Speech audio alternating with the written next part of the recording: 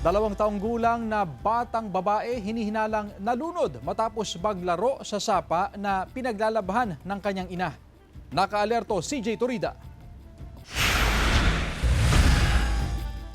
Nalunod sa sapa sa barangay San Pablo, Jardín Nueva Vizcaya ang 2 taong gulang na babae hapon noong Miyerkules. Naglalaro umano ang bata sa sapa habang naglalaba ang kanyang ina nang mangyari ang insidente. Ilang minuto ang nakalipas, nakita na lang daw ng ina na nakalutang na ang kanyang anak sa sapa. Dinala pa sa ospital ang bata pero hindi na umabot ng buhay.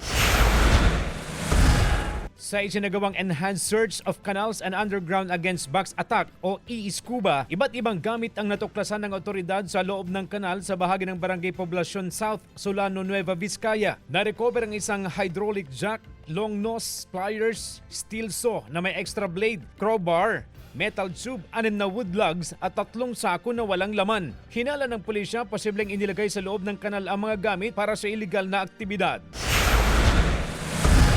Tiklo ang 3 kabataang lalaki sa panloloob ng isang tindahan sa Barangay Lantap, Bagabag, Nueva Vizcaya, madaling araw noong Martes. Tinangay ang iba't ibang laman ng tindahan at barya na may kabuuang halagang 10,000 pesos. Sa pamamagitan ng backtracking ng CCTV footages, nasa kote ang 3 sa bahay ng kanilang kaanak. Nakita roon ang mga ninakaw na pagkain. Isa sa ilalim sa naaayon na intervention ng 3 menor de edad.